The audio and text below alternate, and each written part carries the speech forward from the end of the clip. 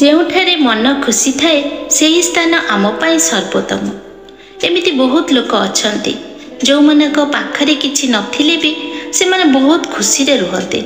ତେବେ ଚାଲନ୍ତୁ ସେମାନେ ଏପରି ଖୁସିରେ କାହିଁକି ରୁହନ୍ତି ସେହି ବିଷୟ ନେଇକି ଆଜିର ଗୋଟିଏ ସୁନ୍ଦର କାହାଣୀଟି ଆମେ ଶୁଣିବା। ଜଣେ ବୃଦ୍ଧ ମହିଳା ଥିଲେ। ତାଙ୍କର ଏକ ପୁଅ ଥିଲା।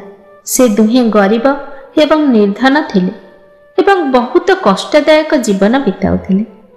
ଦିନେ ପୁଅ ତାଙ୍କ ମାଆଙ୍କୁ କହିଲା, ମା, ଏଠାରେ ତ ମୋ ପାଇଁ କିଛି କାମ ନାହିଁ। ଦୟାକରି ମୋତେ ଅନ୍ୟ କିଛି ସହରକୁ ଯିବାକୁ ଅନୁମତି ଦିଅ। ମୁଁ ଅନ୍ୟ ଜାଗାକୁ ଗଲେ ସେଠାରେ କିଛି କାମ ପାଇ ଟଙ୍କା ରୋଜଗାର କରି ଫେରି ଆସିବି। ବୃଦ୍ଧ ମା ପୁଅକୁ ପାଖରେ ଥିବା ଗୋଟିଏ ମୁଦ୍ରା ଓ ଯାତ୍ରା ପାଇଁ ଅଳ୍ପ ରୁଟି ଦେଲେ। ଏହାପରେ ସେ ତାଙ୍କ ପୁଅକୁ ବିଦାୟ ଦେଲେ। ବୁଲି ବୁଲି ବୁଢ଼ୀର ପୁଅ ଏକ ବଜାରରେ ପହଞ୍ଚିଲା। ସେଠାରେ ସେ ଜଣେ ବୃଦ୍ଧ ଭିକାରୀଙ୍କୁ ଦେଖିଲା। ସେ ଚିତ୍କାର କରି କରି କହୁଥିଲେ ଯେ ଏପରି କେହି ବ୍ୟକ୍ତି ଅଛନ୍ତି ଯିଏ ମୋ ଜୀବନର ଅଭିଜ୍ଞତା ଗୋଟିଏ ମୁଦ୍ରା ଦେଇ କିଣିପାରିବେ? ସେହି ବୃଦ୍ଧ ଭିକାରୀର କଥାକୁ କେହି ଶୁଣୁନଥାନ୍ତି। ଏହି ସମୟରେ ଯୁବକଟି ଭାବିଲା ଯେ ମୋ ପାଖରେ ଗୋଟିଏ ମୁଦ୍ରା ବ୍ୟତୀତ ଆଉ କିଛି ନାହିଁ। ଏହି ବୃଦ୍ଧ ଭିକାରୀଙ୍କର ଅତ୍ୟନ୍ତ ଦୟନୀୟ ଅବସ୍ଥା। ମୁଁ ଏହି ବୃଦ୍ଧଙ୍କୁ ଏହି ମୁଦ୍ରାଟିକୁ ଦେଇଦେବି। ଭଗବାନ ତ ମୋର ଜୀବିକାର ନିଶ୍ଚୟ ବ୍ୟବସ୍ଥା କରିଦେବେ। ଏହି କଥା ମନରେ ଭାବି ସେ ବୃଦ୍ଧଙ୍କୁ ମୁଦ୍ରାଟିଏ ଦେଇଦେଲା। ମୁଦ୍ରା ଦେବା ପରେ ଯୁବକ ଜଣକ ବୃଦ୍ଧଙ୍କୁ କହିଲା ଯେ ତୁମେ ମୋତେ ତୁମ ଜୀବନର ଅନୁଭୂତି କ'ଣ କୁହ। ବୃଦ୍ଧ ଜଣକ କହିଲେ ଯେ ମନୁଷ୍ୟ ତାର ବର୍ତ୍ତମାନର ପରିସ୍ଥିତିରେ କେବେ ବି ସନ୍ତୁଷ୍ଟ ହୁଅନ୍ତି ନାହିଁ। ସେମାନେ ଭାବନ୍ତି ଯେ ମୁଁ ଏହି ସ୍ଥାନରୁ ଅନ୍ୟ ସ୍ଥାନକୁ ଯିବା ଉଚିତ, ଯାହାଦ୍ୱାରା ମୋର ଅବସ୍ଥା ଭଲ ହୋଇଯିବ। ବୃଦ୍ଧ ଜଣକ କହିଲେ, ମୋ ମତରେ ସେହି ସ୍ଥାନରେ ରହିବା ଦରକାର ଯେଉଁଠାରେ ତୁମ ମନରେ ଶାନ୍ତି ପାଇବ। ସୁଖ ଗୁରୁତ୍ୱପୂର୍ଣ୍ଣ, କିନ୍ତୁ ସ୍ଥାନ ନୁହେଁ। ବୃଦ୍ଧଙ୍କ କଥା ଶୁଣିବା ପରେ ପିଲାଟି ଆଗକୁ ବଢ଼ିଲା। ଯାଉଁ ଯାଉଁ ସେ ଏକ ଜଙ୍ଗଲରେ ଯାଇ ପହଞ୍ଚିଗଲା। ସେଠାରେ ସେ ଦେଖିଲା ଯେ କୂଅ ନିକଟରେ ଅନେକ ଲୋକ ଏକତ୍ରିତ ହୋଇଛନ୍ତି। ସେ ସେମାନଙ୍କୁ ପଚାରିଲା, କ'ଣ ହେଲା ଭାଇ? ଲୋକମାନେ କହିଲେ ଯେ ଏହି କୂଅରୁ ପାଣି ବାହାର କରି ଏହାକୁ ପିଇବା ଆଶାରେ ଆମେମାନେ ଏଠାକୁ ଆସିଛୁ। ବର୍ତ୍ତମାନ ଆମେ ଶୋଷିଲା ଆଉ ଆମର ପଶୁମାନେ ମଧ୍ୟ ଶୋଷିଲା। କୂଅରୁ ପାଣି ଆଣିବା ପାଇଁ ଆମେ ଏକ ବାଲ୍ଟି ଏକ ଦଉଡ଼ିରେ ବାନ୍ଧି ଅନେକ ଥର କୂଅରେ ଫିଙ୍ଗିଲୁ ଏବଂ ପ୍ରତ୍ୟେକ ଥର ଦଉଡ଼ି ଛିଡ଼ିଗଲା ଏବଂ ବାଲ୍ଟି କୂଅରେ ପଡ଼ିଲା। ଶେଷରେ ଆମେ ଆମର ବାଲ୍ଟି ଫେରାଇ ଆଣିବା ପାଇଁ କୂଅକୁ ଜଣେ ଲୋକକୁ ମଧ୍ୟ ପଠାଇଲୁ, କିନ୍ତୁ ସେ ମଧ୍ୟ ଏପର୍ଯ୍ୟନ୍ତ ଫେରିଲେ ନାହିଁ। ଆମେ ଭାବୁଛୁ କୂଅରେ ନିଶ୍ଚୟ କ'ଣ ଗୋଟେ ଅଛି। କାମ ପାଇଁ ନିଜ ଘରୁ ଚାଲି ଯାଇଥିବା ଯୁବକ ଭାବିଲା ଯେ ଏହି ଲୋକମାନଙ୍କୁ ତାର ଦକ୍ଷତା ପ୍ରଦର୍ଶନ କରିବା ପାଇଁ ଏହା ଏକ ଉତ୍ତମ ସୁଯୋଗ ଅଟେ। ବୋଧହୁଏ ଏହି ଲୋକମାନେ ଏହା ଦେଖି ମୋତେ କିଛି କାମ ଦେଇଦେବେ। ଯୁବକଟି ଲୋକଙ୍କୁ କହିଲା ଯେ ଯଦି ତୁମେମାନେ ମୋତେ ଅନୁମତି ସହିତ କିଛି ପାରିଶ୍ରମିକ ଦିଅନ୍ତ, ମୁଁ କୂଅକୁ ଯାଇ ସେଠାରେ କ'ଣ ଅଛି ଦେଖନ୍ତି। ଲୋକମାନେ ତୁରନ୍ତ ତାଙ୍କୁ କୂଅ ଭିତରକୁ ଯିବାକୁ ଅନୁମତି ଦେଲେ, କାରଣ ସେମାନେ ନିଜେ ଏହା କରିବାକୁ ଭୟ କରୁଥିଲେ। ସେମାନେ ଯୁବକଟିର ଅଣ୍ଟାରେ ଏକ ଦଉଡ଼ି ବାନ୍ଧି କୂଅକୁ ପଠାଇଲେ। ସେ ଧୀରେ ଧୀରେ କାନ୍ଥ ସାହାଯ୍ୟରେ କୂଅକୁ ଓହ୍ଲାଉଥିଲା। ପାଣି ପାଖରେ ପହଞ୍ଚିବା ମାତ୍ରେ ସେ ବାଲ୍ଟି ଖୋଜିବାକୁ ଚେଷ୍ଟା କଲା। ହଠାତ୍ ସେ ବହୁତ ବଡ଼ ଭୟଙ୍କର ଲୋକଟିକୁ ଦେଖିଲା। ସେ ତାଙ୍କୁ ପଚାରିଲା, ତୁମେ ଏଠାରେ କ'ଣ କରୁଛ? ଯୁବକ ଜଣକ ତାଙ୍କୁ ଦେଖିବା ପରେ ବହୁତ ଡରିଗଲେ। ସେ ତାଙ୍କୁ ଅଭିବାଦନ ଜଣାଇଲେ। ଏହା ଦେଖି କୂଅ ଭିତରେ ଥିବା ଲୋକ ହସି ହସି କହିଲେ, ସଲାମ ସୁରକ୍ଷା ଆଣିଥାଏ। ତୁମେ ମୋ ପାଇଁ ଭଦ୍ରଲୋକ ଯୁବକ ପରି ଦେଖାଯାଉଛ।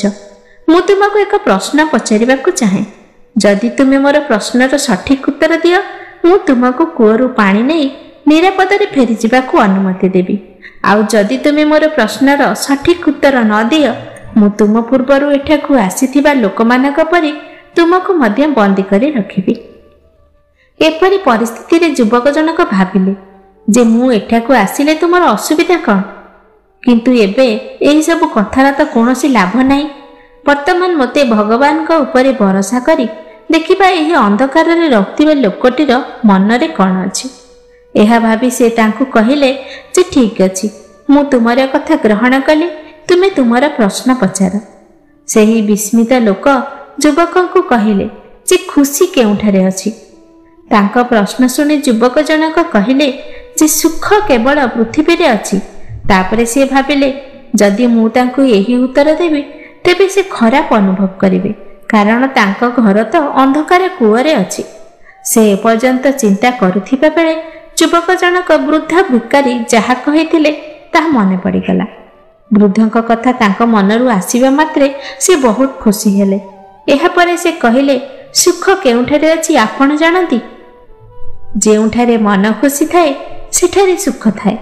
से जहा कहिले ताहा सुनी लोकटीर बहुत खुशी हेले। कहिले जे तुमर शब्द दर्शाए जे तुमे बहुत बुद्धिमान एवं अभिज्ञ। तुम पूर्वरु जेउ व्यक्ति को मु एही प्रश्न पचारिथिली से मते कहिथिले जे पृथ्वी रे मिलुथिबा स्थान गुड़िक सुखर स्थान अटे, किंतु मु तो एही स्थान को पसंद करे एवं मु केवल एहाको ही पसंद करे। सेही विस्मित लोक कहिला, बाल्टी निय, मु तुमको 3टी डालिंब देबी, किंतु तुमे जे पर्यंत घरे न पहुंचीच से पर्यंत ए विषय रे कहा सहित किछि कथावार्ता करिब नाही। युवक जनक भगवान को कृतज्ञता जणाइले। बाल्टी पानी भर्ती करी ऊपर को रसी साहाय्य ऊपर को पठाइले। तापरे से निरापदे कूअरु बाहरी आसिले। बाहर को आसिबा परे से सही लोकों को देवों को कहानी वर्णना करिला, किंतु से सेमानको डालिंब विषय रे किछि कहिला नाही। लोक माने तांको कृतज्ञता जणाइले। तापरे युवक जनक अन्य राज्यर लोक मानक सहित निज सहर को फेरी गले। से निज सहर रे पहुंचीबा परे लोक माने तांको एक गाई उपहार स्वरूप देले। कहिले जे आमे तुम सहर रे किछि दिन रहिबु, जेतेबेले आमे एठारु फेरी जिबु तुमे मध्य आम सहित आसी आम पाए किछि काम करि परिबो। एहा परे युवक जनक निज घर को चलीगला। पुओ को देखि तांको माँ बहुत खुशी हेले। से कहिले जे मु आशा करि नथिली तुम पाखकु एते शीघ्र फेरी आसीबु।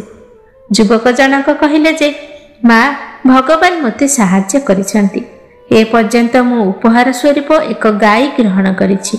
किछि दिन परे मु अन्य राज्यर लोकंक सहित सेमानक सहर को जाई सेमानक पाई काम करि परिबि। माँ एवं पुओ रात्रि भोजन कले। माँ थकी जाइथिले, तेणु से शीघ्र शोई पड़िले। युवक जनक पकेटू एक डालिंब बाहर करी सेतिरु गोटिए खंड काटिला। डालिंब मंजी गुड़िक बहुत उज्जवल देखा जाउथिला एवं चमकुथिबा रत्न परि थिला। युवक जनक जानिले जे डालिंब मंजी मूल्यवान रत्न अटे। से एहा जानी बहुत खुशी हेले। बाहर राज्य को यात्रा को न जाई किछि रत्न नहीं बाजार रे बिक्री कला। से सेमानक ठारु पाइथिबा टंका सहित एक दुकान किनी व्यवसाय आरंभ कला। जेतेबेले लोक माने तांका विषय रे जानिबाको पाइले सेमाने बहुत खुशी हेले।